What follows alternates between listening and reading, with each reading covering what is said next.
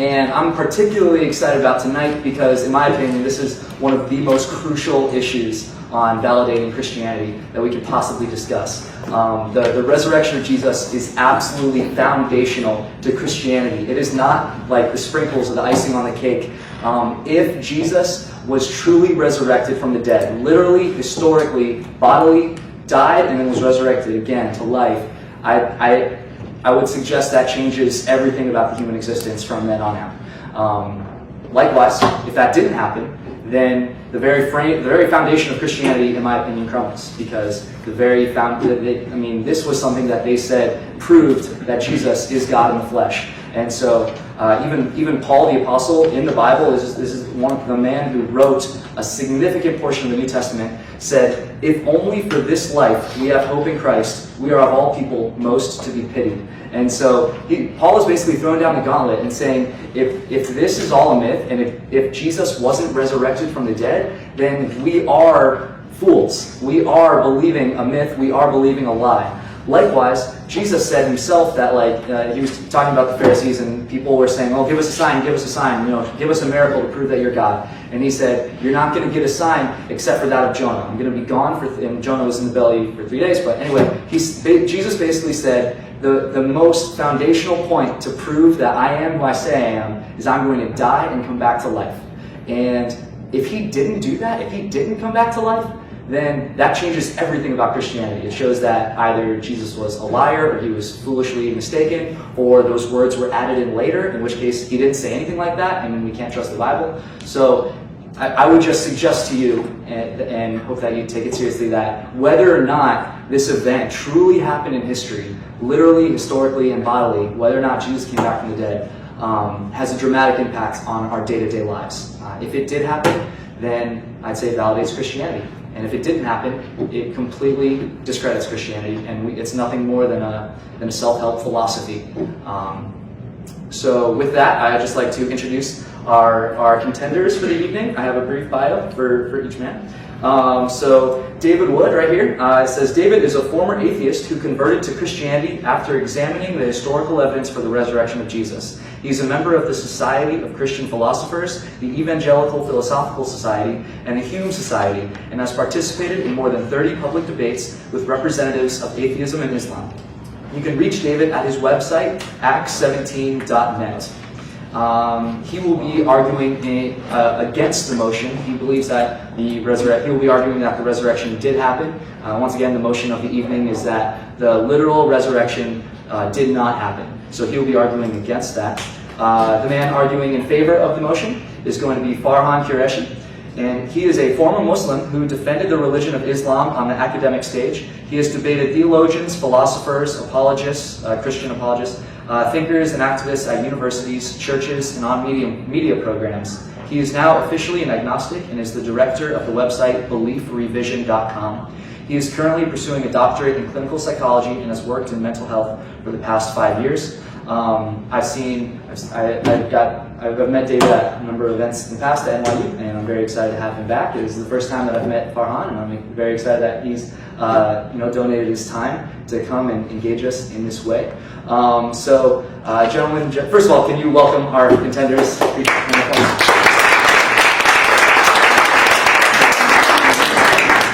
Before we get into opening statements, by no means are you identified solely by your past or any conversion experience or anything like that, but nonetheless, it is kind of interesting the philosophical framework that you both came from and then changed to something significantly different. So would you mind I'll give you maybe a minute apiece to say, not to say what like the single biggest thing was that changed you from your former philosophical identity to your current stance now. Just to give the audience a flavor of who you are personally. Some of you in here may have had a similar experience. I was an atheist and was persecuting a particular Christian, and I messed with the wrong one day. And this guy schooled me for months, and I eventually started studying Christianity and the resurrection to refute him. And in order to refute him, I realized I had to come up with some alternative explanation. And some of the facts that we're going to look at tonight, I realized there was no alternative explanation other than resurrection. And so there are some other things involved, of course, but that would be the biggest issue in my leaving atheism and becoming a Christian. Thank you. Sure, thank you. Well, I was born and raised in the United States to a Muslim family, and so my identity as a Muslim was very precious to me. I, like most people who become attached to their identity, whether as an American or as an Indian person or a black person, white person, Christian, Muslim, I began this process, psychological attachment to my identity as a Muslim. And so I wanted it to be true. I really wanted it to be true. I practiced it, I was devout, I loved my family who practiced it. And so I started to defend it, I started to argue for it, I started to challenge other people on their beliefs and why mine would be true. And it was a little bit during undergrad when I started studying psychology, and then eventually when I would start working in mental health, that I saw human suffering for what it was. I began to understand human behavior more empirically. As a result, I realized that religion was an indoctrination process, that people's minds are conditioned and that they are brainwashed, or they convince themselves that their worldview is true to the point where it's difficult to see outside of the box or otherwise. Defense mechanisms, if you will, come into play, denial and whatnot, in order to protect the ego from anxiety. And so once I realized that about myself, once I was able to do that introspection, I realized that nobody deserved hell, which is eternal suffering and torture and misery. That's what led me to leave Islam altogether. Thank you. With that, Farhan, you will get the first opening statement. You'll get 8 minutes. From here on out, I will basically be the timekeeper / questioner. So basically, just so you guys know where we're headed, the first portion of tonight will be opening statements. Then the next will be questions from myself that we've put together ahead of time for both contenders. Then they'll have a chance to answer, and then there will be a response, as there'll be a response for the opening statements. Then the next section will be more of a cross-examination, where I become purely timekeeper, and they will have an opportunity to ask deliberate questions back and forth to hopefully keep whoever they are talking to on topic. Most of the time, I've seen numerous debates in my life, and a lot of the time, each candidate just talks about the issues at hand that he feels is the strongest, and they never actually try to dialogue or dismantle or defeat the opposing statements or the opposing logic. They just dance around where they feel comfortable, and they both accuse the other of not attacking their own view, and they accuse the other of not really digging into the issue. And so the second portion is going to give both of these men an opportunity to keep their opponent on track, and they'll both get an opportunity to do that. And the third portion is when you guys will be able to ask your questions. Like I said, we'll collect them, and then I will ask them from the front. So without further ado, Farhan, I'd like you to come to the podium, and we'll begin tonight. Good evening, ladies and gentlemen. Thank you for coming. Thank you, crew and NYU, for hosting this debate. And David Wood, it's always a pleasure to be with you and to see you again. So it's appreciate everybody for putting this together. This is the first time I'm actually debating the resurrection topic. I've debated numerous other topics related to Jesus in the Bible, problem of evil, philosophical issues, but this is the first time I'm actually having the opportunity to discuss the resurrection. And I think that it's important because the moderator was absolutely correct that the resurrection is the most crucial topic to prove Christianity. I think it's the only one. You might have arguments for or against God, but in terms of Christianity, I think the resurrection is the big topic. And by the resurrection of Jesus, what we mean is that Jesus died medically for 3 days and 3 nights, and then came back to life. That's generally the understanding. But more than anything, more than any other reason that skeptics would reject the resurrection narrative is because of its miraculous nature. It's more of an issue of whether an event of this kind could occur than anything else. Miracles are unbelievable. people from primitive societies believed in all sorts of crazy things.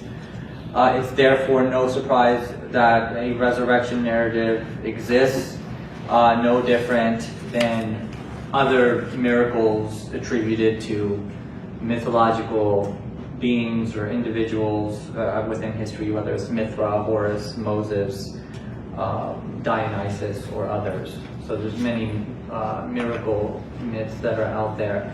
So it's not a surprise that such a story or a narrative exists.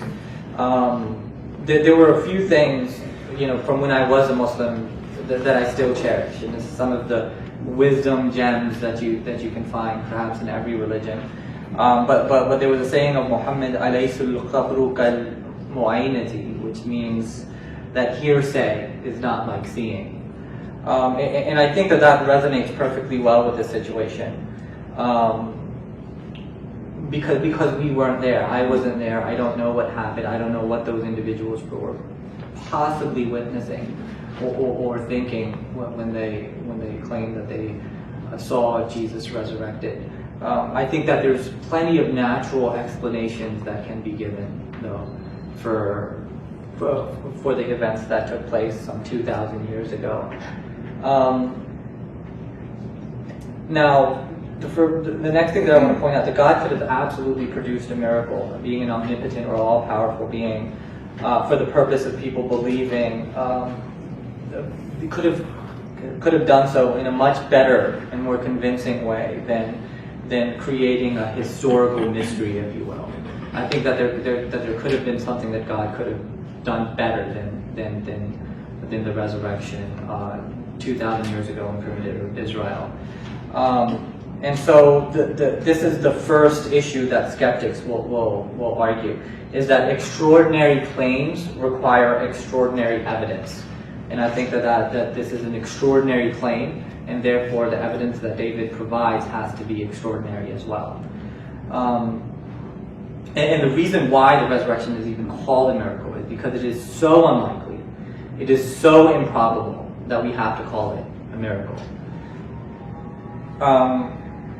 Now, the next issue is using history as evidence, because history is somebody hearing a story from somebody else. Bart Ehrman is very famous for repeating that he himself is a historian, and he says that if somebody hearing something from somebody who heard it from somebody else, who heard it from somebody else, who heard it from somebody else, who heard it from somebody else, and that's what we're doing here. We're using history in that sense as evidence, and not saying that there can be no historical investigation. I think historical investigation is crucial to us considering what the past might be. I just think that there's better, or skeptics would say that there's better forms of evidence, and that God, being an omnipotent or all-powerful being, should have been able to produce something more convincing in terms of Christianity specifically.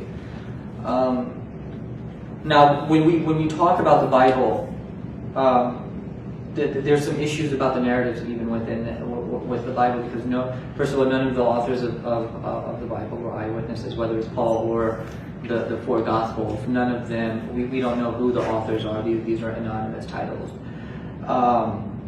The individuals who witnessed the resurrection were lower class fishermen from Galilee, and so they weren't very educated. And the composers of the New Testament, on the other hand, seem to be, and Bart Ehrman is someone who points this out as well, seem to be educated and highly educated and rhetorically professional in Greek composition. And so we see a difference between the individuals that are writing the Bible in Greek and the original disciples and their background. The next issue is that perhaps I could quote Thomas Paine, who says in his Age of Reason, "I lay it down as a position which cannot be controverted. First, that the agreement of all parts of the story does not prove that the story is true, because the parts may disagree and the whole thing might be false. Secondly, that the disagreement of the parts of a story proves that the whole cannot be true. And that's the crucial part that I want us to focus on for a moment, is that the disagreement of the parts of the story proves that the whole thing is probably not true. And that's a big issue with biblical inerrancy. You know, biblical inerrancy is that the four Gospels are telling the story quite differently. Some of the more famous ones, in terms of the day and the time that Jesus died, different according to what Gospel you may read. Did Jesus carry the cross, or did Simon? Different according to the Gospel that you might read. Did certain people, did the curtain rip in half before Jesus died or after? Different according to what Gospel you may read. Who went to the tomb on the third day? Was it Mary alone, or did she go with other women? There's a difference in narrative. Was the stone rolled away from the tomb before they got there, or after? These are differences within the narratives themselves. When they went to the tomb, was it one man, was it two men, or was it an angel? The narratives are different in terms of describing this. Were they told to stay in Jerusalem, or were they told to go to Galilee afterwards? Different according to what Gospel you may read. And so, given that there's different versions of what was going on there in terms of the historical narrative, because of these significant differences, one could wonder how accurate the narrative is in the first place. And of course, mind you that these are narratives being told some 20, 30, 40, 50, 60 years after they supposedly happened. Would you mind wrapping up? Okay, sure. And so just to wrap up, there's an issue with miracles being the least probable occurrence. The fact that miracles have never been verified or falsified is the major reason why skeptics doubt this resurrection narrative. Second is using history as evidence. There has to be better evidence in it. An omnipotent God should be able to produce better evidence. And then the third is biblical inerrancy, the issue of different types of narratives. And the last thing I want to point out is that there's many other miracles in the New Testament. You'll have a chance to rebut his opening statement, and then you can. Sorry. The floor is yours.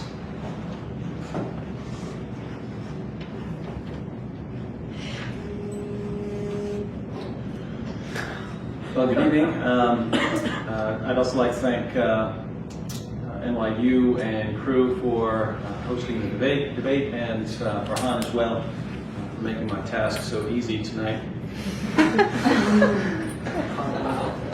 I can tease it. We've been friends for years. Farhan pointed out that the main reason skeptics would have a problem with this is with the resurrection is because it is miraculous in nature. And so I'd like to begin with just a quick question about skepticism. What is the correct form of skepticism? Because I feel like I have the correct degree of skepticism. What I find is that many atheists are skeptical of supernatural explanations, but often very gullible when it comes to natural explanations. So any random explanation, no matter how poorly it fits the facts, as long as it's natural and doesn't appeal to the supernatural, we'll accept it. We'll go for that. No problem. No problem. Oh, some matter came together and formed life? No problem. Easy. No skepticism whatsoever, and we're going to see this with explanations for the data surrounding the resurrection of Jesus. I am skeptical of supernatural explanations. If you come up to me and say, hey, my friend was sick and I prayed for my friend and he got better, I'm going to think, your friend's immune system made him better, and that's probably what happened. Even though I would grant, because I'm a Christian, I would grant, hey, it's possible, but I'm going to think that's pretty unlikely. And given that the person does have an immune system, I'm going to tend towards that. So I am skeptical of supernatural explanations, but I'm also very skeptical of natural explanations when they just don't fit the facts. And that's what I found when I came to the resurrection of Jesus. So let's talk about some of the facts first. And there are lots of facts involved here. I'm going to focus on two main points. One, Jesus died, and two, he was alive again after he died. Pretty straightforward. Jesus died and was alive again after he died. And so if you've got that, I'd say you've got a miracle on your hands. And that's what we find in Christianity. Now, there are all kinds of lines of evidence for Jesus' death by crucifixion. The early sources that we have, multiple sources, multiple independent sources. We have Christian sources, Jewish sources, Roman sources. Everyone agrees that Jesus died by crucifixion. This isn't disputed. If Farhan wants to dispute it, we can go into some of the evidence. But I'll just point out, given what we know from history and the historical sources and what we know about Roman crucifixion, this is not disputed at a scholarly level. And I'll quote a couple of non-Christian scholars here just to give you an idea of what even non-Christian scholars say about Jesus' death by crucifixion. Atheist New Testament scholar Gerd Ludemann says that Jesus' death as a consequence of crucifixion is indisputable. So it's not, hey, we have some good evidence for it. It's indisputable historically. John Dominic Crossan of the notoriously liberal Jesus Seminar says that there is, quote, not the slightest doubt about the fact of Jesus' crucifixion under Pontius Pilate. And he adds that he was crucified is as sure as anything historical can ever be. And since Farhan brought up Bart Ehrman, I'll be quoting Bart Ehrman here and there. Bart Ehrman says, one of the most certain facts of history is that Jesus was crucified on orders of the Roman prefect of Judea, Pontius Pilate. So notice, these guys aren't saying, well, we have some reason to believe it, or, history is a really weak tool, maybe we have some reason to think that Jesus might have died, or something like that. They're saying, indisputable, one of the best established facts of history, period. So Jesus' death by crucifixion isn't the real issue. The issue is whether he was alive again later. And Christians appeal to various arguments here, arguments for the empty tomb, arguments from fulfilled prophecies, and so on.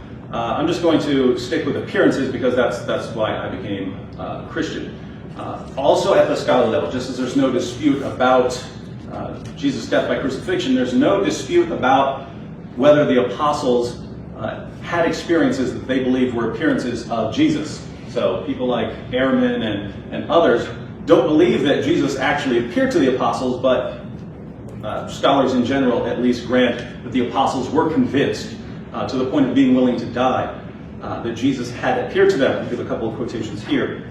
Gerd Ludemann again says, it may be taken as historically certain that Peter and the disciples had experiences after Jesus' death in which Jesus appeared to them as the risen Christ. Paula Fredrickson said, I know in their own terms what they saw was the raised Jesus. I'm not saying that they really did see the raised Jesus. I wasn't there. I don't know what they saw, that's what Farhan just said.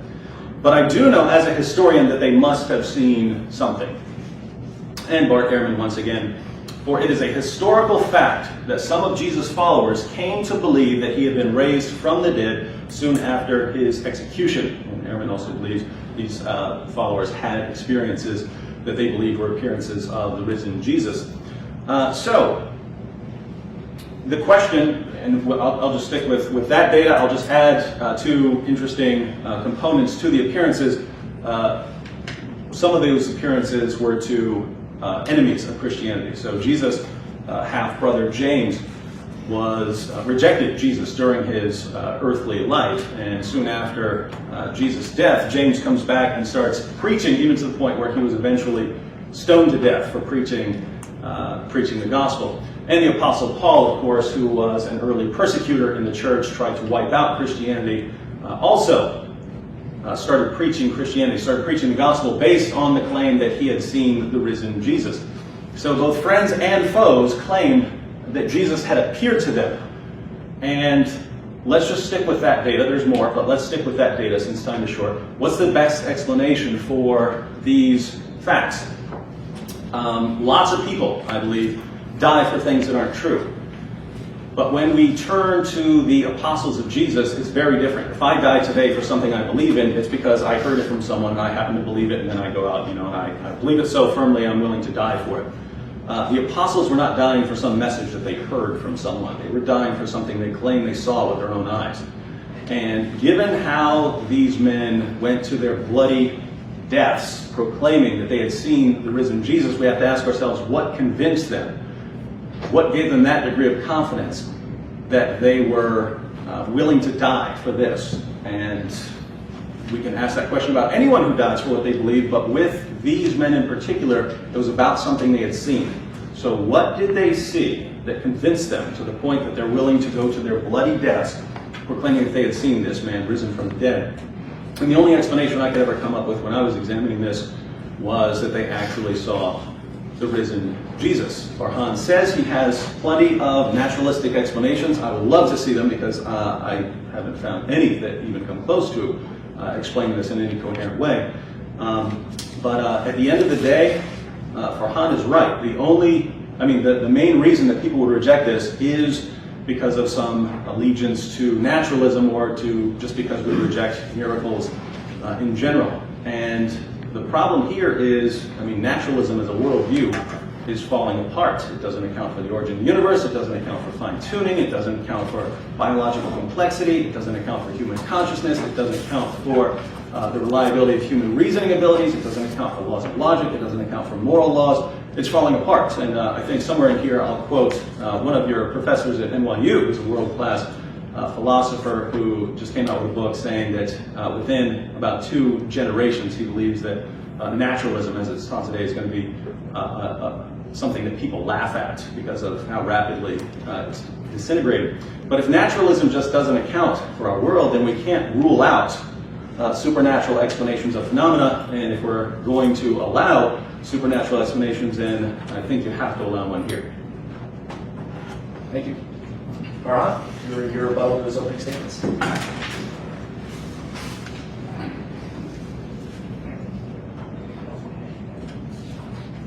All right, thanks, David. And one of the things that he says is, why were these disciples willing to die for? Well, what caused their confidence? And was it something that they saw? And did that happen to be the resurrection?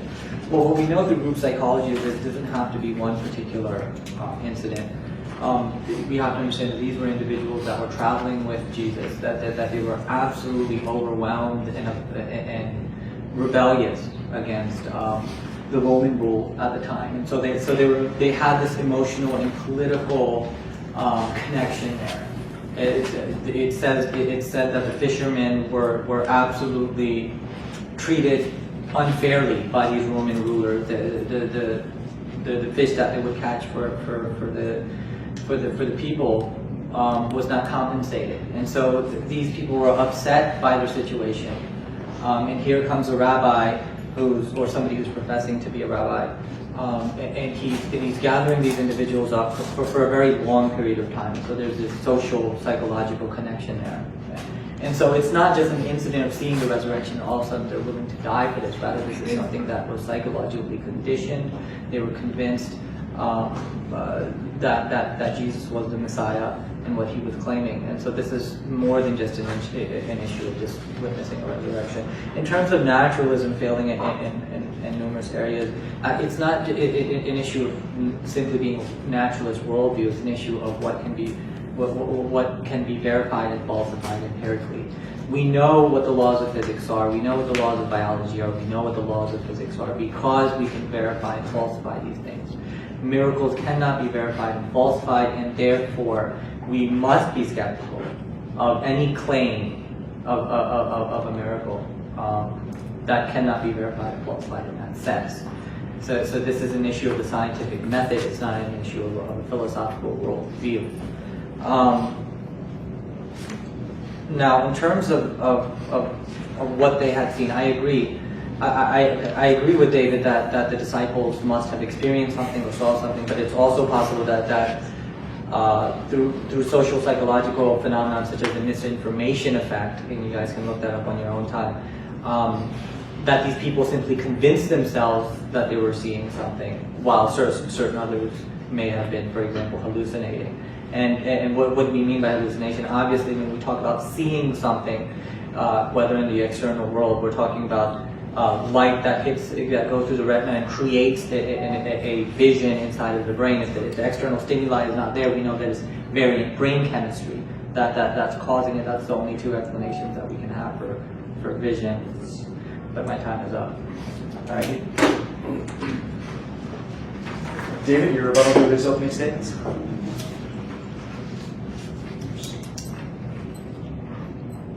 All right. Farhan says that miracles cannot be verified and falsified by this kind of investigation. And my question is, who says so? I mean, are we just laying that down as a rule? I don't agree with that. So if he has some reason to believe that, I'd love to hear it. And I'm going to ask, if we're laying this down, how could God ever do anything to convince us? I mean, imagine if God appeared to us right now with striking lightning bolts and so on. It would be open to us to say, wow, that David Blaine's really boning up on his magic here.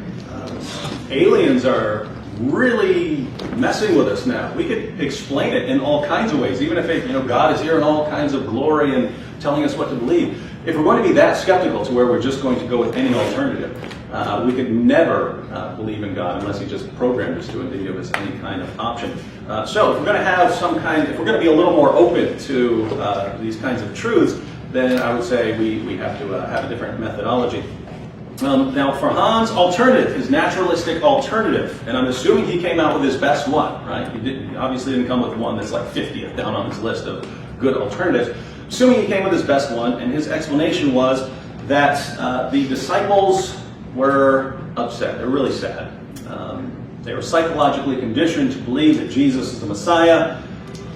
Jesus gets crucified, and perhaps they convinced themselves that they had seen something. Now, this is the obvious route you'd want to go if you're trying to explain the appearances to the disciples, and this absolutely fails. I mean, it fails horribly. If you wanted to explain one appearance to one person and say, maybe this person just felt really, really bad and started having hallucinations, maybe. Once you add that this person goes to his horrible bloody death, well, now you're granting that he has 10, 20 years to be thinking back, did I really see Jesus? Did I really, really see that? Am I absolutely sure because I'm about to be skinned alive, as Bartholomew was? I'm about to be skinned alive and crucified for proclaiming this. Did I really, really see that, or was I just feeling bad? And then when you add to that it wasn't one guy, it was a whole bunch of guys. In fact, our earliest source is an early Christian creed that was the original proclamation of the church.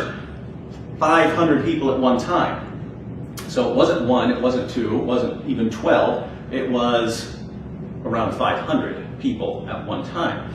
And when you add to that it wasn't people who were conditioned to believe that, it wasn't just people who were conditioned to believe that Jesus is the Messiah, it was also people like the Apostle Paul who wanted to do anything he could to destroy Christianity, and James, who during his brother's lifetime thought he was insane.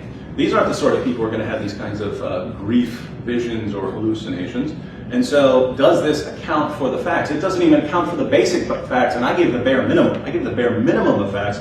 And Farhan's naturalistic explanation just doesn't fit the facts. What does fit the facts? Well, if we rule out Farhan's methodology, then what do we have? We have only so far the resurrection, an actual miracle fits the facts. And if it comes down to whether I'm going to go with a supernatural explanation that fits all the facts and explains them versus a natural explanation that doesn't fit any of the facts, I'm going with the supernatural explanation.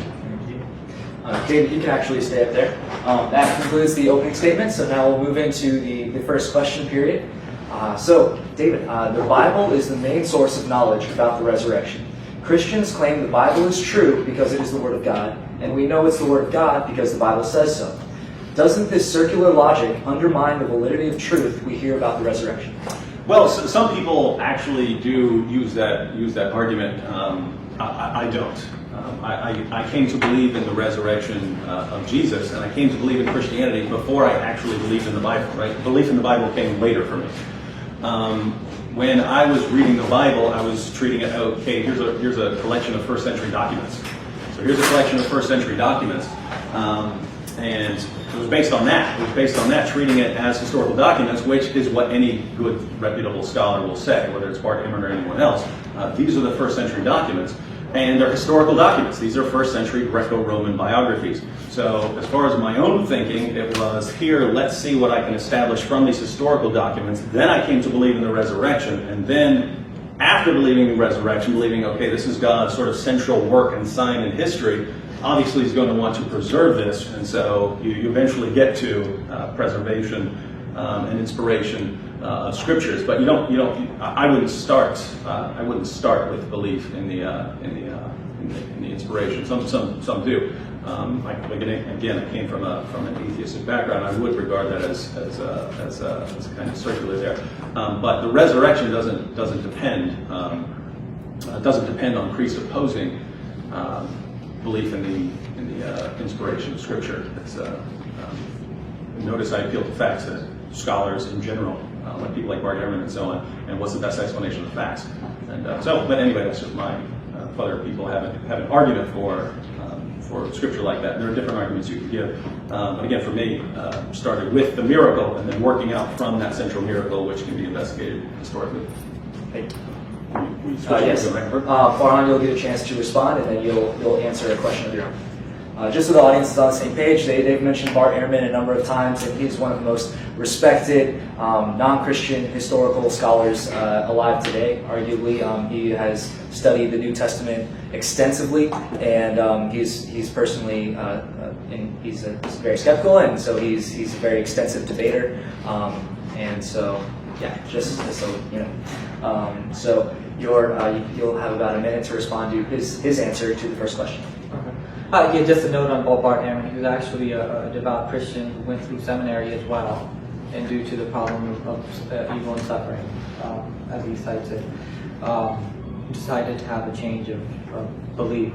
And I think that's very important too, because David here was an atheist, I was a Muslim, and there was a radical transformation in terms of belief revision, which is what I'm focused on nowadays. Is philosophically what is causing belief update, belief revision. You can see that on my website, beliefrevision.com. But in response to what David said in terms of circular reasoning and using the Bible as a primary evidence for the historical resurrection of Christ, I would say that to me is a problem. It's furthermore a problem in terms of how the date in terms of which the narrative were being told, the inerrancy that I mentioned in my opening statement, the contradictory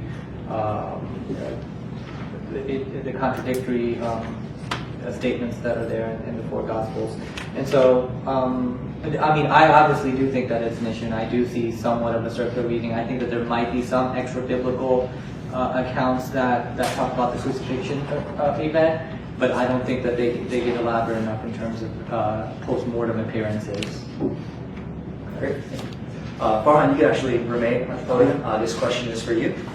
So, many early Christians were willing to be put to death because they would not recant that they had seen Jesus alive again, including, as he mentioned, people who were not associated with Jesus, such as his enemies, such as the Apostle Paul, who later had a belief revision. So even his enemies were willing. Why would they do this if they fabricated the events? Well, again, when we look at cults and we look at social psychology, for David Qureshi, for example, Charles Manson, for example, 300 people, there was mass suicide. Okay, there was mass suicide. And you look at Muslims who are blowing themselves up in the Middle East. It's no surprise that people would kill themselves before what they believe in. So I do think that they were utterly convinced that Jesus was this great Messiah and everything. But it's not a surprise that they were willing to die for it. I think that's conceivable. In terms of Paul, there's my theory is that he was suffering from temporal lobe epilepsy. I think that he was having hallucinations. Clearly, he was seeing things that other people were not. There was this extreme pain that went along with his visions. And so I think, in addition to that, I think that it's possible that he started to psychologically go down and depressed because of all the persecuting that he did towards Christians, and seeing how faithful the Christians were and even how righteous they were. He might have been emotionally struck by that. So I think that there is a psychological explanation for this type of behavior. Thank you. David, your response? Yeah, now we actually have a combination hypothesis, right? Because Farhan wanted to explain the beliefs of the disciples, of Jesus' original followers, through some kind of conditioning and grief hallucinations. And now, in order to explain the Apostle Paul, who obviously wasn't conditioned to believe that Jesus is the Messiah, we have temporal lobe epilepsy to explain the appearances to Paul. So it's just very interesting, and we have to toss James in there, so we can toss in, I guess, some epilepsy or some kind of other hallucination there. It's just interesting that with respect to Jesus, this is the one that just everyone's hallucinating about. Hundreds of people all just start having epilepsy and having these grief hallucinations and so on. Is there such a thing as a natural miracle? I mean, it's just something so inexplicable on naturalistic terms that we have to say, wow, that is so improbable. That must be a natural miracle. There's no way all of that came together. So Farhan is saying that the supernatural explanation that Christians are using is just unbelievable because it's so miraculous in nature. Well, Farhan, I think that when you're putting that many improbable things together into one, you've got a natural miracle on your hands, and I'd say that's worthy of skepticism as well. Great. Thank you. Farhan, you could retake it. This question is for you. So, why do you think most Christians still believe the resurrection to be literally true? If reason and logic cannot lead one to, which I'm assuming you would agree with the statement, it is not logical and reasonable to believe this literally happened. So, if reason and logic cannot lead one to trust that it actually happened, what is the main reason they still do so? Again, I would give a psychological explanation for it. I think that they want Christianity to be true. I think that it's consolatory. I think it gives them inspiration. I think it gives them meaning in life. And that is something that's very difficult to give up, because if there isn't a God, then what do I have to live for? What about all the things the suffering that I've been through? Am I not going to be rewarded in the afterlife? I think these are existential issues that each and every human being has. And so religion is consolatory in that sense. But I do think that there are a number of Christians, don't get me wrong, who have intellectually pursued Christianity, and that the resurrection is the strongest argument in their minds as evidence for Jesus, for the Jesus narrative, and I do admit that that's possible. Is that it? Yeah, you can cease talking whenever you want. You have a few more minutes if you'd like to. Oh, 3 minutes? Yeah, each. I should have described I it. could go back to what Dave was talking about earlier. I don't know if that would do justice to this question. You can use your time however you like. Okay. You have about another 2 minutes. So Okay, yeah, the fine. questioner gets about 3 minutes, and then the response is a single one. So you can use your time however you like. Yeah, I mean, in terms of that question, I think that it's perfectly acceptable to have a psychological explanation for why somebody would be Christian. But what he was talking about earlier was mass hallucination.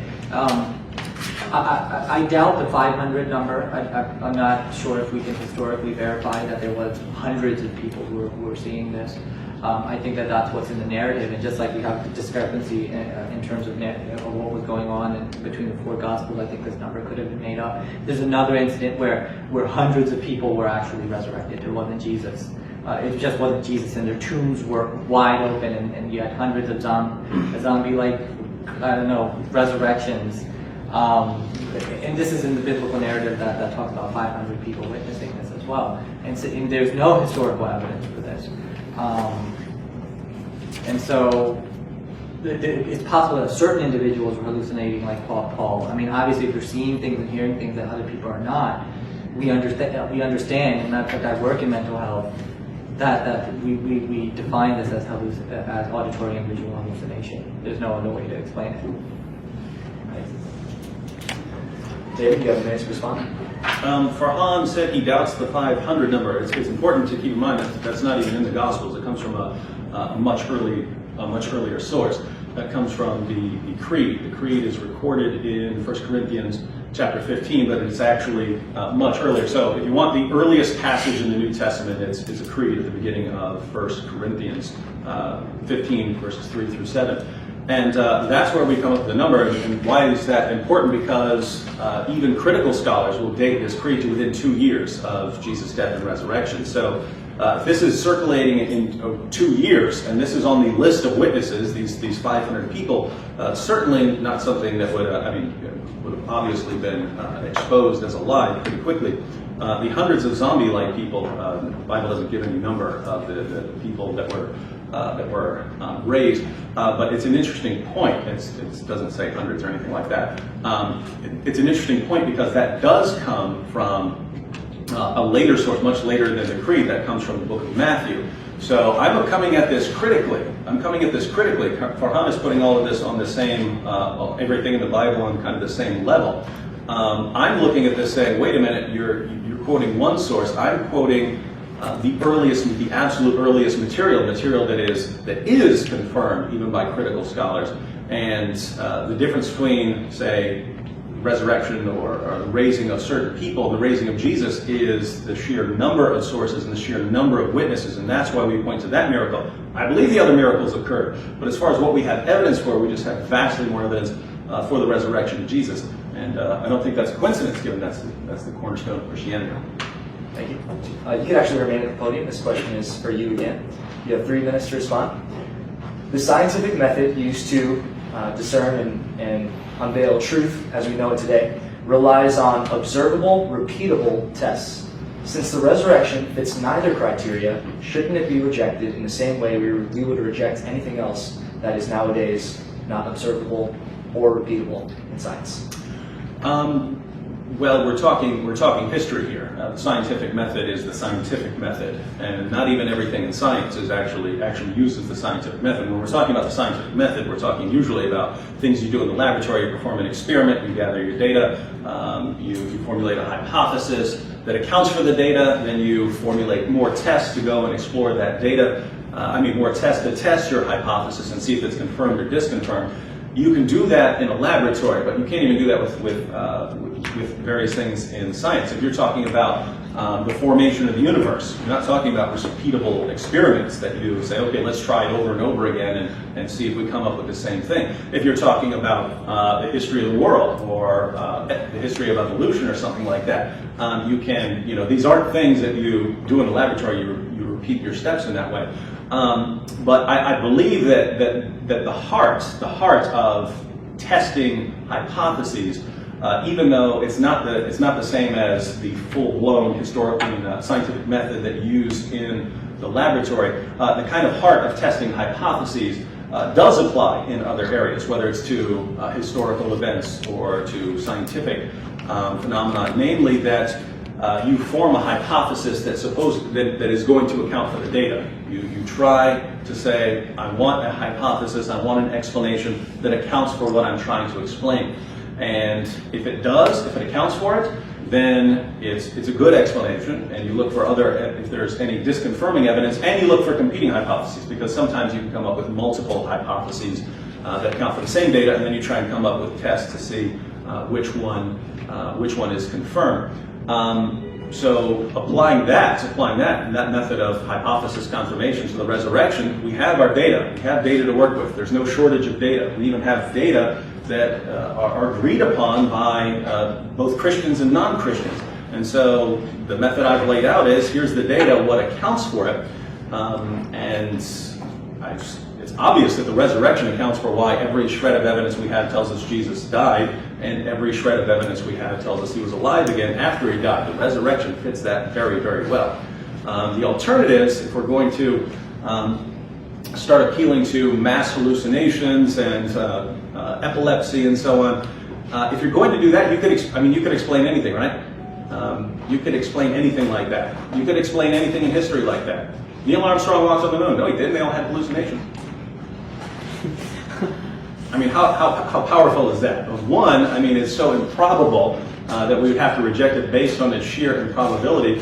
And two, it still doesn't even account. It still doesn't even account for the data. You might know people who hallucinated that they saw their grandma. A couple of years later, if it comes down to I'm about to be tortured to death over this, the person's going to be wondering, did I really see grandma or something like that? And with the disciples, it's to the man, down to a man. It would be different if half of them were ready to go to their deaths and the other half had doubts. It's down to a man. No one had anything but complete confidence that they had seen the risen Lord, and you just don't explain that with hallucinations or epilepsy. Thank you. Farhan, you have a minute to respond to his answer about scientific observability and repeatability in this topic. Sure. Yeah, I mean, during my opening statement, I said that there could have been a better omnipotent God could produce a better way, a more convincing way to establish himself to humanity. And so I do think that perhaps something scientific would be superior to the historical event 2,000 years ago, particularly in a primitive society that's susceptible to all kinds of beliefs. And particularly in a very low educated aspect of that culture. Could there have been something superior to in terms of science? Yes, but I think that it would be even better if our generation, through a generation that has technology and broadcast ability, to be able to witness something like that, and that would be something that would be far more powerful, and God, being omnipotent being, should be able to produce that. Thank you. All right, I'd like to thank both of you for that first question period. Now we're going to move on to the more cross-examination period, where one person will get a chance to, to the best extent of their ability, speak in nothing but questions. Feel free to word an objection with a question mark at the end, however artfully you want, but I encourage you to speak only in questions to keep your opponent on topic, and then after 6 minutes of that, you will get, whoever is asking the questions will get a chance to respond however they like with words for about 2 minutes to answer the answers that they just heard. So David, you are the questioner first. So at this point, I'm simply timing. So begin. Yes, Farhan, if we're going to assume from the beginning that a naturalistic explanation is always going to be better than a supernatural explanation, can you think of something God could do apart from programming us to believe in Him? Is there some miracle that God could perform that we just absolutely could not attribute to some natural explanation? Well, I mean, because God is a supernatural being, I would imagine that God could produce supernatural. If God exists, God would be a supernatural being and would be able to produce supernatural. I mean, could you come up with any sign that God could give to us right now that we could not, by any stretch of the imagination, attribute to something natural? I think a resurrection in today's day and age would be phenomenal. I think any of the miracles that are attributed to Moses or Noah, in a day of technology where we have cameras and ways to document. But given that we do have a superior technology, wouldn't it be easier to explain away the appearance of a miracle? No, I think if a person is medically dead and comes back to life and people are clearly seeing it, that would be But couldn't you just say, obviously everyone is in on some sort of fabrication? Right, so that they're making it up as a broadcast. Or couldn't you say that an alien came and did this? Could you say that? I mean, I don't know whether I would fall to conclude that an alien. I've never seen an alien, so I don't know. It would be natural. It would be a natural explanation. I'm sorry, just to cut you off. You've cut off his words a number of times, so just to be fair. Yeah, you can. They do that all the time in court. Oh, I know, I believe it, but just to be fair to each side, we'd like him to be able to finish the sentence before the next question follows up on that thought. No, I think that God should be able to produce a supernatural miracle that is convincing to each and every one of us. If that's His purpose, if miracle producing is what God must do to convince us, then I think that there's probably better ways than just miracle production too. What would some better ways be to convince us that God exists?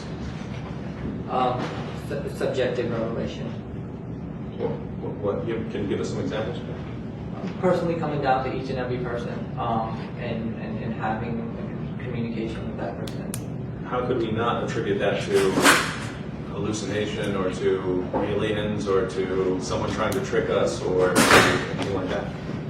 Well, I mean, I'm definitely a person who doesn't discount hallucinations. I think that there could be some true reality to hallucinations that people are seeing.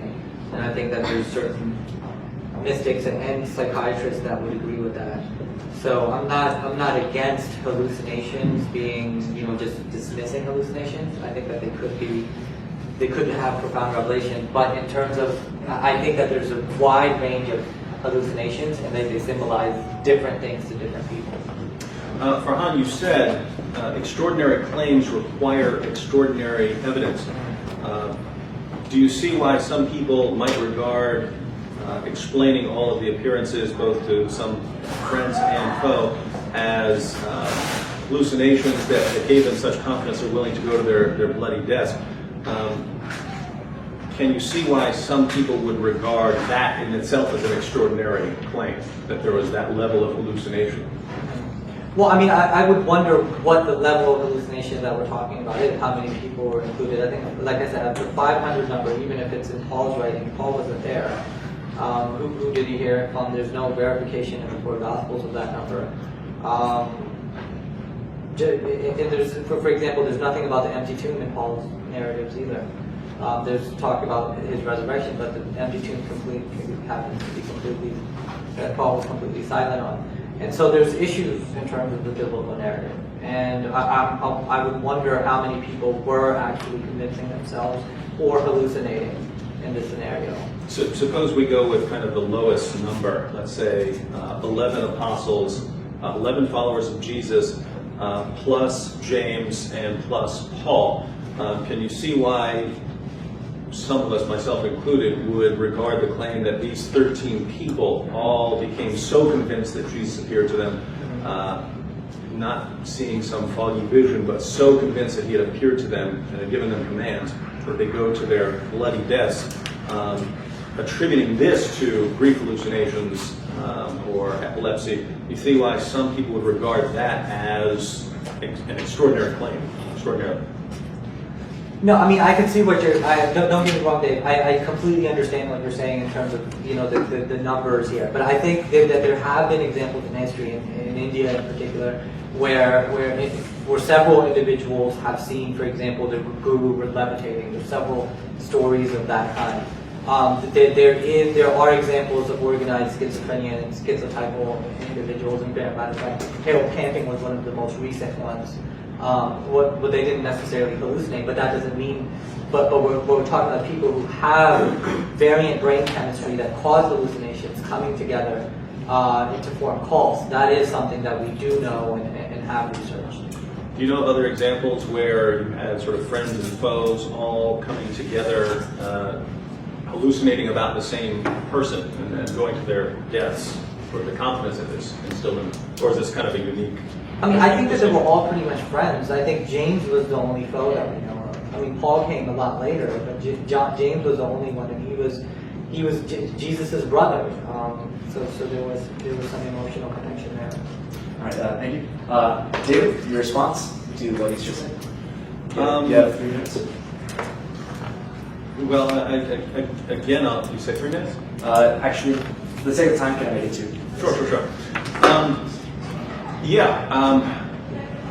I asked Farhan for an example of, I asked him for several times for an example of something that God could do where we couldn't, we still wouldn't believe it. If we're going to use this, we can just spout any naturalistic explanation we want, and that's going to be more believable. Again, if that's our methodology, nothing God could ever do would ever convince us. And so, if your methodology that you're using from the very beginning makes it so that even if God exists, there is absolutely nothing an all-powerful being could do to convince you of something, then I'd say you've got a flawed methodology, right? It sounds like you're deliberately ruling that sort of thing out from the beginning as part of your methodology so you can never even get to the truth. I mean, think about it. Farhan would grant the possibility of the existence of some being like God, and yet, following the methodology he has, there's nothing that being could ever do to convince him of it. And so, if it's possible that being exists, obviously we should have a methodology that allows us to discover that it exists. But using his current methodology, we could never do that. As far as the other issue that we discussed, whether his claim that maybe these guys got together and they were having some kind of hallucinations and they have this brain chemistry, and the Apostle Paul comes along later and so on. Maybe this is a combination of epilepsy and hallucinations. I mean, just think. I mean, what are the odds? If you said one guy was so nuts that he went to his bloody death, based on something he saw, that would be one thing. When it's everyone who is there and they're all saying the exact same thing, and it's both friends and foes, it's people who were devout followers of Jesus and people who are devout enemies of Jesus, and they all see the same thing and go to their bloody deaths, I think you've just pushed the limits. I think you've pushed the limits of believability with these natural explanations. Thank you. All right, Farhan, now it's your opportunity. You'll have 6 minutes to ask nothing but questions of David. Well, my first question, really quick, is the Bible talks about several miracles. The resurrection is the only miracle that it speaks of. For example, Jesus walking on water, curing the blind, curing the leprosy, and this mass resurrection in Israel. Would you agree that all of these, virgin birth is another one, would you agree that all of these other miracles of the New Testament have no historical evidence for that whatsoever? I believe they do have historical evidence. They don't have the same kind of historical evidence that we have for the resurrection. So if we talk about Jesus walking on water, we have that in the Gospels. The Gospels are first century Greco-Roman biographies. So you have some sources reporting at least that people in the first century were claiming that they have seen that. That's some evidence. That's some historical evidence.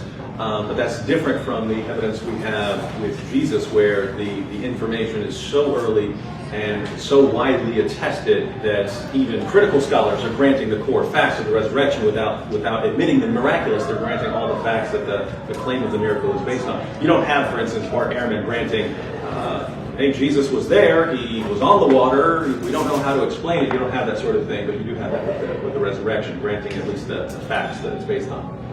Well, I mean, with the resurrection, you have several people.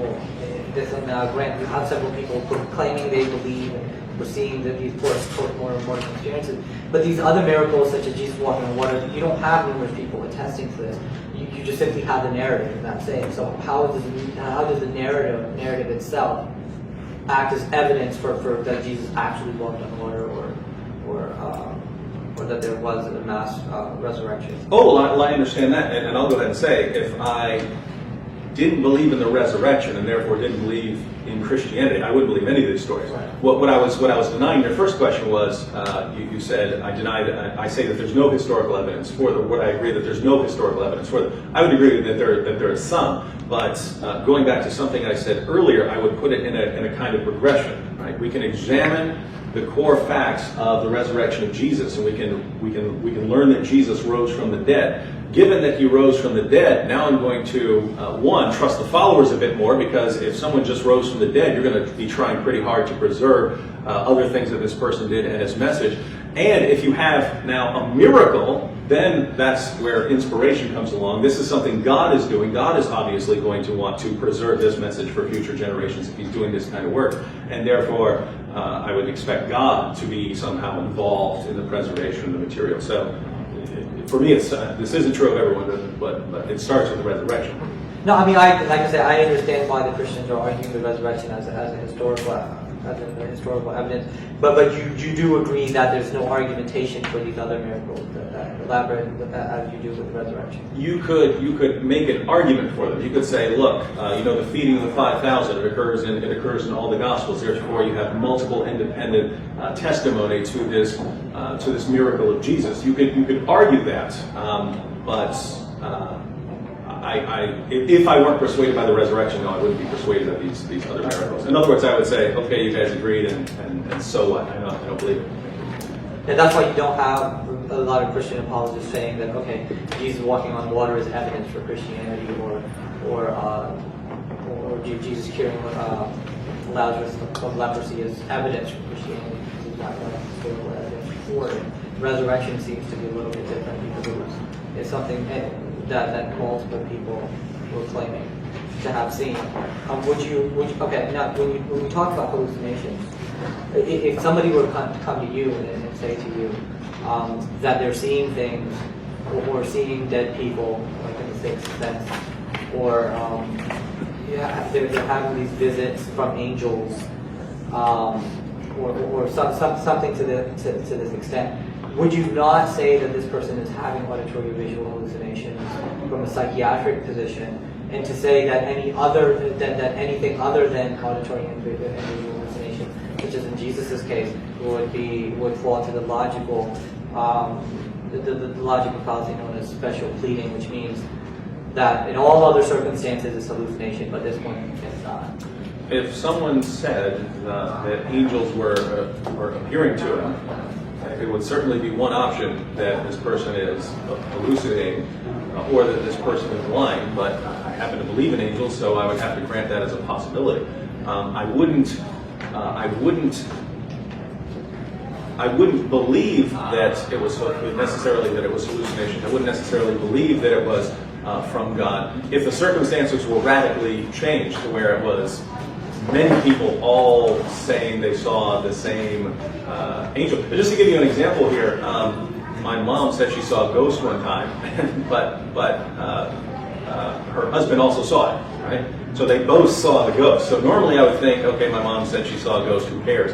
When they're both telling me that they were sitting there witnessing a ghost that stood there for several minutes, then I have to start thinking, I don't know, right? The point is, I don't necessarily believe that they saw ghosts, but I'm not going to discount it just because now it's you have multiple people saying the same thing, and with the resurrection, of course, this is far beyond that. Okay. That's the time we have. So right now you have 2 minutes actually to respond to everything you just heard. Okay. Well, I mean, there are stories, and I come from a culture where there's stories of ghosts and demons and goblins, that multiple people have gone to a haunted house and experienced the same thing, or something along those lines. I think the psychology in this sense, in terms of hallucination, is it's very elaborate. So there's a lot of different types of hallucinations that people have. Especially when there's communication that, oh, I saw this. Like, for example, the misinformation effect in social psychology, we know that this information can be fed into a person, and a person genuinely believe that they saw something that they really did not. And this is something that's been researched in social psychology, and there's peer-reviewed articles for things like the misinformation effect. I think that because when we're talking about hallucinations, we're talking about visions, we're talking about brain chemistry, we're talking about if it's an external entity that light is going to reflect off of that entity and it's going to go through the retina and create an image inside your brain. If it's not there, then it's variant brain chemistry that's causing it. These are the only 2 types of visions that we as human beings know of. There's no additional explanations for it. And this is something that we can do the fMRI scans on the brain to actually observe that these are the 2 types of visions that human beings have. This third phenomenon of beings being present with no variant brain chemistry, and yet there's nothing external to their presence, is simply unheard of. And so what I'm saying is that special pleading is when, in all of the known cases that we have, that these things are hallucinatory. But in this special case, it's not, and that's special pleading. Oh, okay, great. That's fine. Thank you for that. So we'll now move into the 3rd portion of the debate, which is the audience questions that we've collected. If at any point you want another card, or we might even go to raising their hands, but if you still have your card, you haven't passed it in, feel free to write a question and just pass it up to the front to Sydney or myself, and it might still make it in if we have time. So the first question is for David from the audience, and it's rather long, but it says, my question deals with the great assumptions of this debate. Great assumptions. This debate is not, the core of Christianity is not that Jesus died and was resurrected, but that the God of Jesus is the universal God of all people, and his teachings and judgments apply to all. Why is it that an occurrence that confounds human definitions of truth and certainty confirm or justify a worship that condemns people to damnation and others to paradise and unity with God? Isn't a miracle like a resurrection just something we cannot explain, and why should the human limits of truth be the basis for judging people? Well, there are a lot of issues in there. I want to point, as far as the topic of the debate,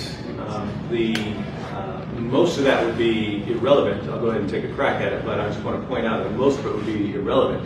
If the question is, whether Jesus rose from the dead, whether that confirms Christianity or whether that establishes Christianity is at least conceptually separate issue.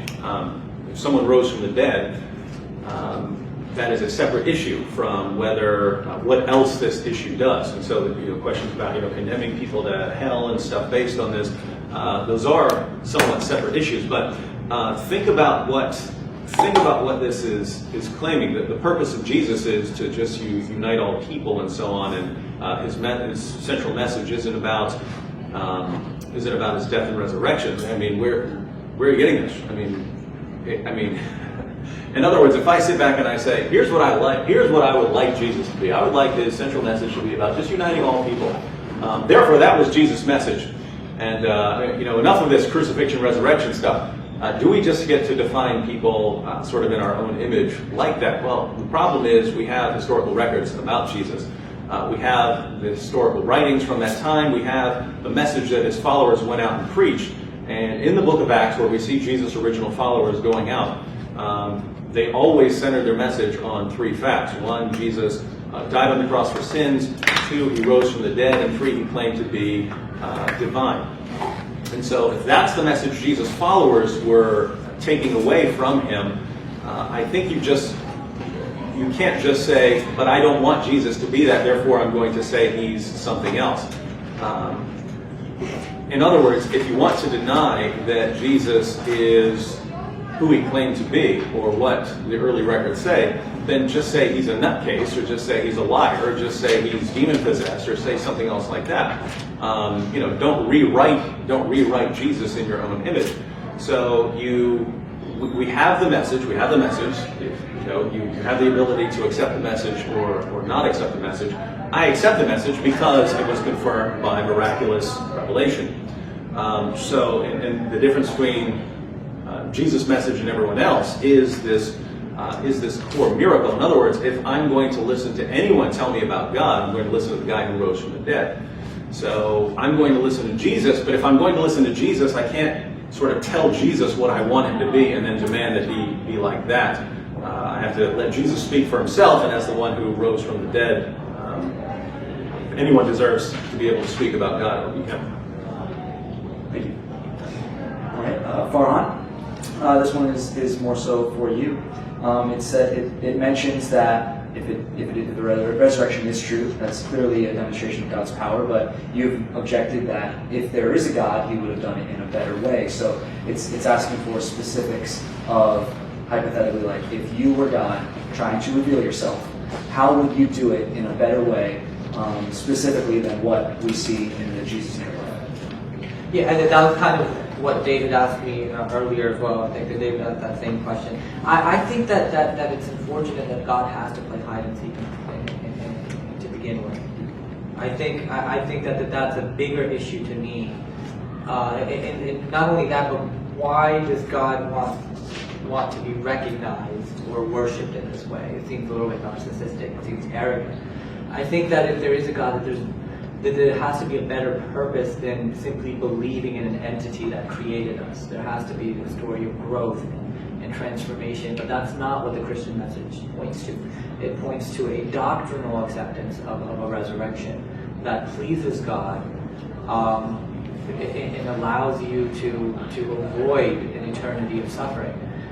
That type of message it just doesn't resonate with how I experience life. When I experience life, I experience love and compassion and empathy between human beings. I feel that I have a connection with human beings in nature. That resonates more to me, and I think that this miracle production that people are looking for from God to convince people that he exists it's a silly game of hide and seek, and I don't believe that that's what divinity would entail. Thank you. All right, so for David. It says, so even assuming that the resurrection is true, the question is something to the effect of Jesus never completed all of the prophecies of the Old Testament. For instance, he never brought all of the Jews back to Israel after the Roman conquest of Jerusalem about a century after the resurrection. And he never rebuilt the temple and never brought world peace, never established the government on his shoulders, such as what the prophecies of the Old Testament said that the Christ figure would do. So even if we start with the assumption that the resurrection is true, how do we still claim that Jesus is God, as the Christians say he is, in the wake of the broken prophecies we see elsewhere? Well, as far as Old Testament prophecies, this was one of the reasons that some people were rejecting Jesus. They had certain expectations about what the Messiah was going to do. Jesus isn't doing those things, therefore, whoever this guy is, he can't be the Messiah, and yet he's claiming to be the Messiah. What's wrong with him? If we agree that Jesus is the Messiah, and if we agree that Jesus rose from the dead, the rest of it isn't hard to put together. So if Jesus rose from the dead, then his message would seem to have God's stamp of approval.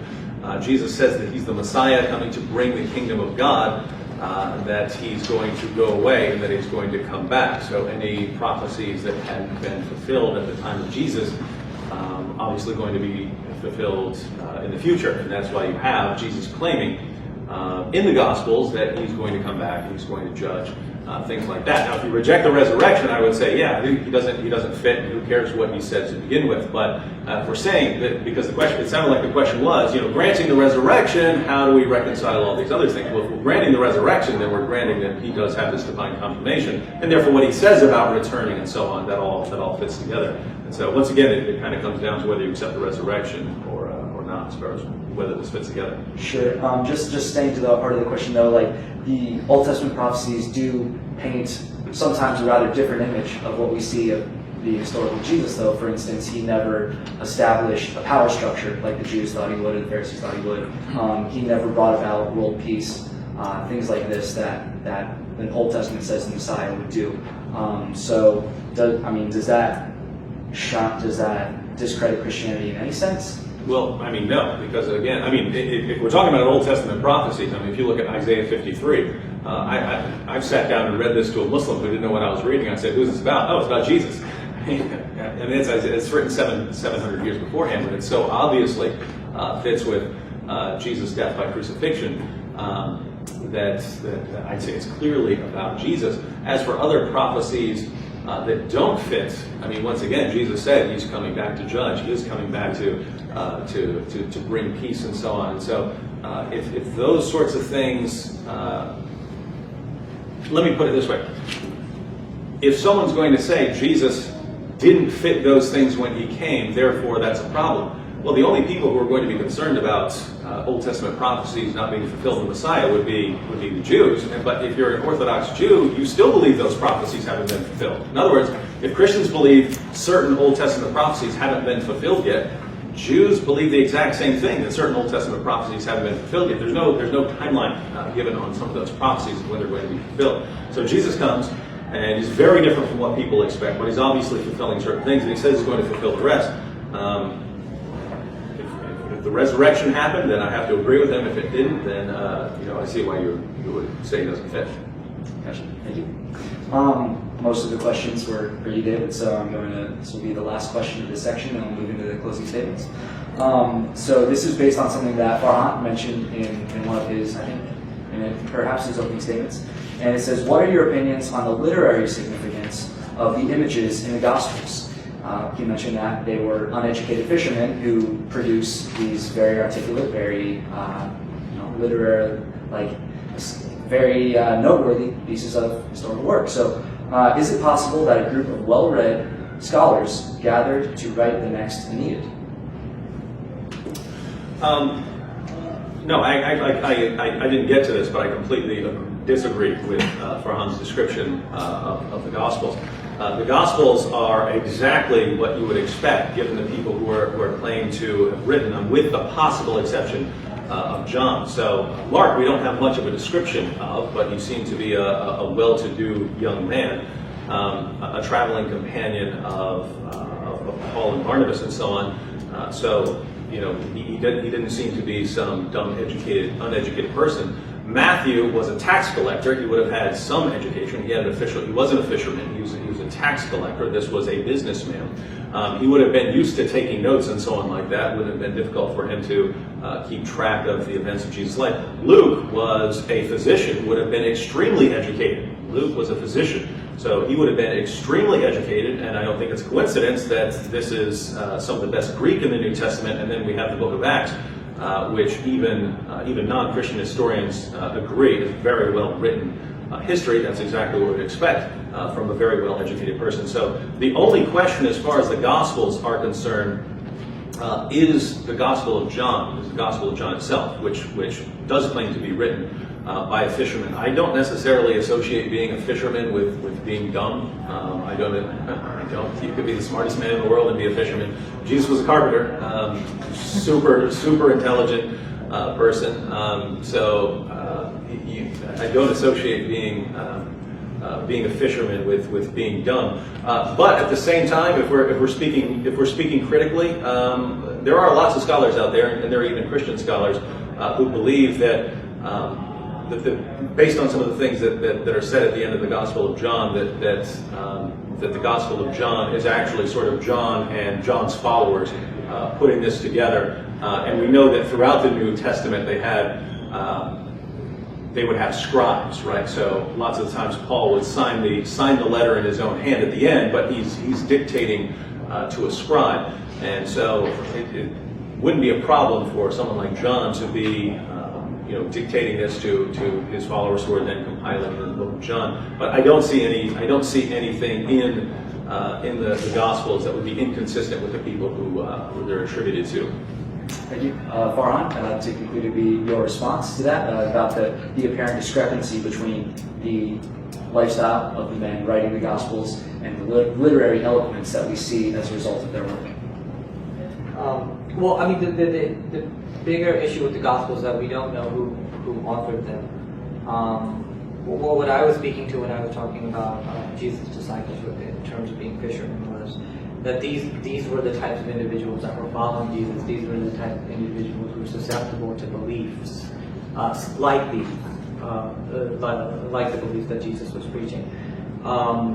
And so when I'm talking about low education, when I'm talking about the primitive cultures, what I mean is that this is a type of culture, and these are the types of people that were susceptible to these kind of belief systems. Peter and I think Peter's actually identified as being illiterate in the book of Acts, and so there is a level of illiteracy there, but more important than that, I think that there was a connection between these disciples. They're tired of the Roman Empire. They wanted to rebel against it. For example, Judas was the zealot, right? Judas was the zealot. Is described as a zealot. They had problems with the Roman Empire, and so they had an additional reason to come together and follow Jesus as well. And so, I mean, I wasn't trying to do that to belittle the followers of Christ. I'm simply trying to say what these types of people were obviously susceptible to. Okay, thank you. That will conclude the question period. So, Farhan, you got the first word. You'll also get the first word now. You have 6 minutes for your closing statements. Yes. I get the first? Yes. Okay.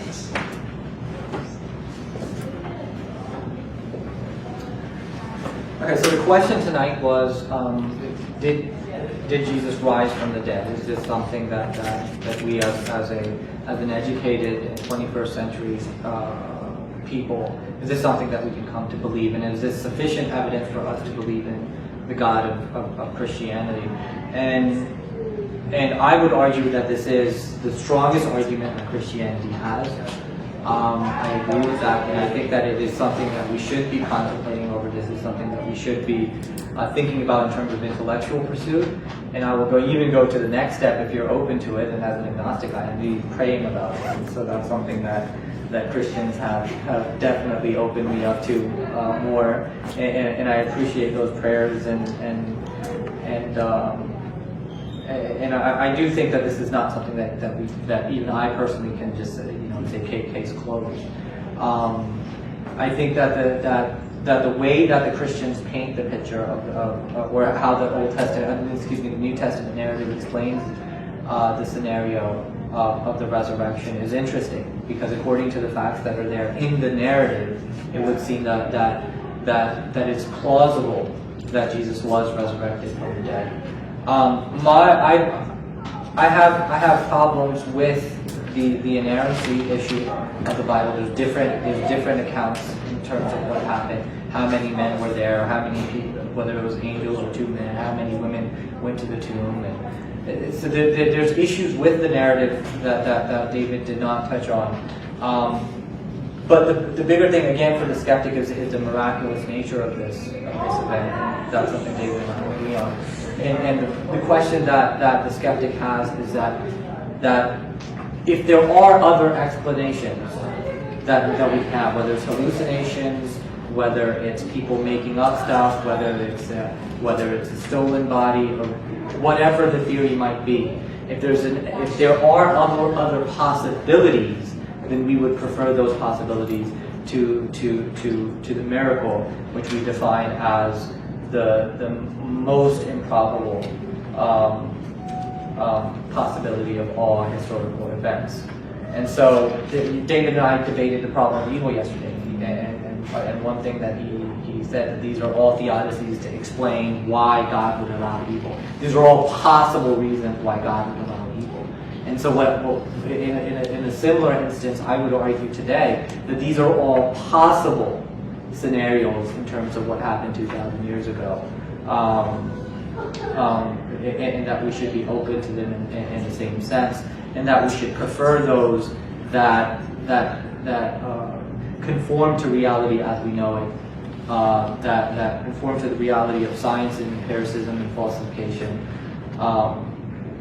and modern technology. And so, I mean, I do think that there are other explanations. I do think that if people are claiming to hear things and see things that other people generally are not seeing, that they are hallucinating. And I think that these are reasonable explanations for what went on 2,000 years ago. Thank you, NYU and crew, and David Wood again, and thank you guys for coming. Peace and love to everyone.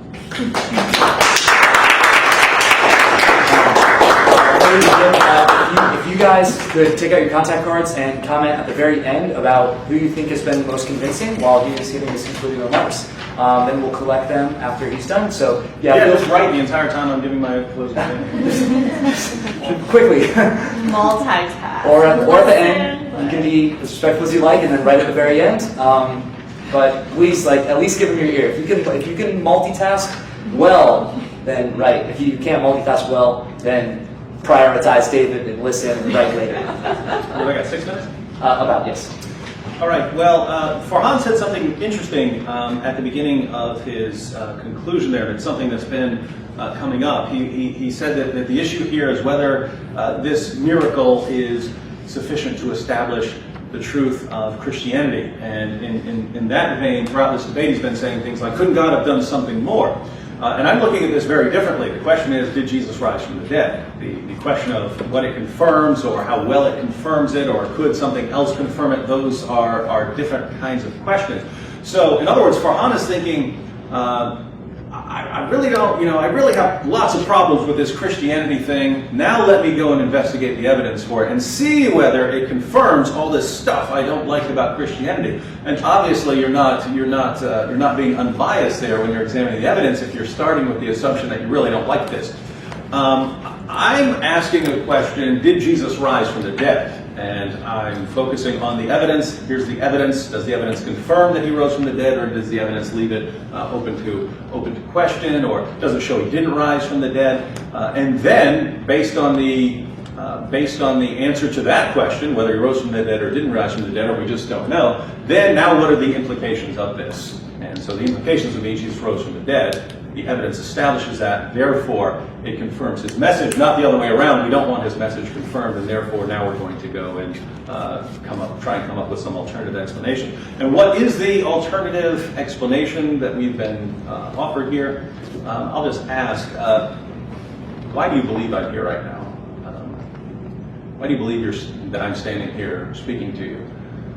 If Farhan is correct, you could all be hallucinating right now. We could never know that I'm here right now, because it's possible for all kinds of people to see the exact same thing. Look, if I were not here right now and you were seeing it, it would be in your own mind. It would be in your own mind. That means that the person sitting beside you is not seeing it. Why? Because it's in your mind. It's in your mind.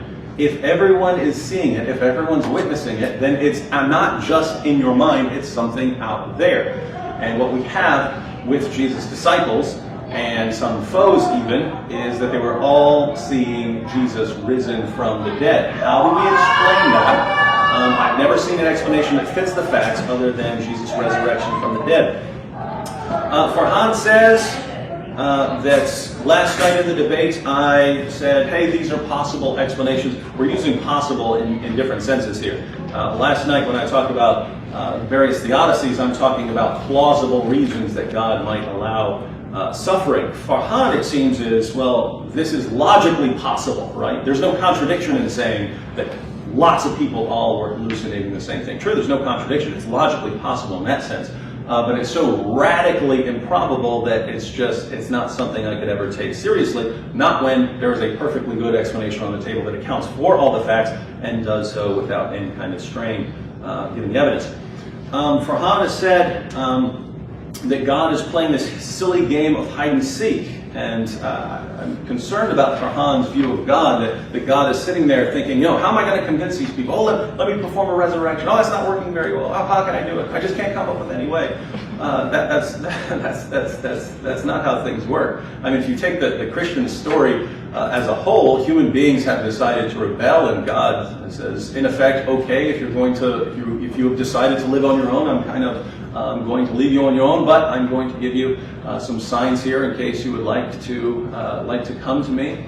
That's kind of the message. Not how am I ever going to convince these people? And I just can't do it, even though I'm all powerful. It's not the message.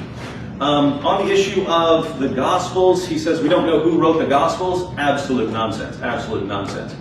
We know who wrote the Gospels. Those are the names that have traditionally been attributed to them. It was in the 2nd century, but these are the followers of, these are the 2nd and 3rd generation Christians here. So you can be skeptical about that, but if you're going to be skeptical about the authors just because it's Christianity, be consistent. Doubt Homer, doubt Plato, doubt all of these people wrote these things. If we're just going to say, even though we have evidence for it, even though these are the names that are attributed to it, we're going to just reject them. He says I didn't respond to his complaints about contradictions in the Gospels. Well, that's because I explained in the beginning. I'm approaching them as I did in the beginning when I became a Christian. These are historical documents. And actually, that was one of the reasons I started trusting them in the beginning, that I saw differences, because before that I believed these guys got together and invented a religion. And then I start seeing differences in the narratives, and I think, wait a minute, these are not guys who got together and invented a religion. Otherwise, they would have, had these identical stories. So it was actually something that made me start trusting the Gospels more in the beginning as historical documents. As far as inspiration and whether these are actual contradictions, you can find harmonizations of the Gospels pretty much anywhere. You can go on Google, you have books on the harmonizations of the Gospels. I've never seen anything that's really a clear contradiction in these resurrection accounts. And finally, Farhan says that love resonates with him more than this Christian message about brutal judgment based on adherence to a particular doctrine. Farhan, if love resonates with you, I don't know how you're looking at this story, right? I don't know how you're looking at this story about what happened at Jesus' crucifixion and his resurrection. The idea, I'm not saying you need to agree with it, but I'm saying if your focus is on love, what greater love story has ever existed in the world than that God loved us so much that he was willing to pay the price for our sins, that he was willing to enter creation and be beaten and tortured and killed for the sake of the people he loves that much. You can say you don't believe it, you can say it's all nonsense, but don't say that this story is not about love. It's about love from beginning to end. And when we add the fact that all the evidence we actually has only confirms it through the resurrection of Jesus, I say, Farhan, time to drop your agnosticism. Please thank our minister.